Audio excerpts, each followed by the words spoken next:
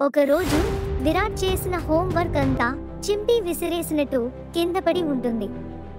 భయంతో విరాట్ చింటూ అనే అతని కుక్క చేసుంటుందని తిడుతూ ఉంటాడు.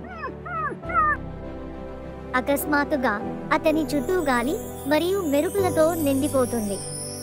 విరాట్ ఒక వింతైన రంగురంగుల ప్రదేశంలోకి దిగుతాడు. అది ఒక నిజం మాట్లాడే ఊరు. ఒక ఉల్లాసమైన సైన్ బోర్డ్ అతన్ని సవాలుతో పలకరిస్తుంది.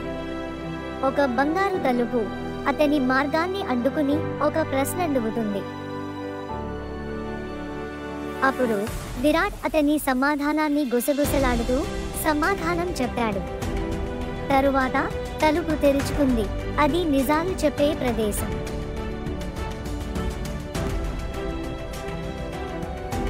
అక్కడ ఒక అద్దం నిజమైన కథను చూపిస్తుంది. చింటూ తన హోంవర్క్ ను తినలేదని విరాట్ తెలుసుకుంటాడు.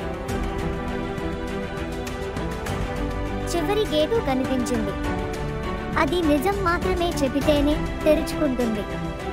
ఆ మాటలతో గేటు ప్రకాశవంతంగా ప్రకాశించింది.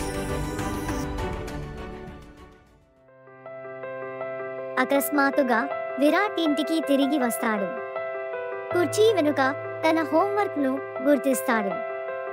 విరాట్ తన తల్లికి నిజం చెప్పాడు. చింటూ హోంవర్క్ తినలేదని. అప్పుడు వారు గర్వంగా ఫీల్ అవుతారు.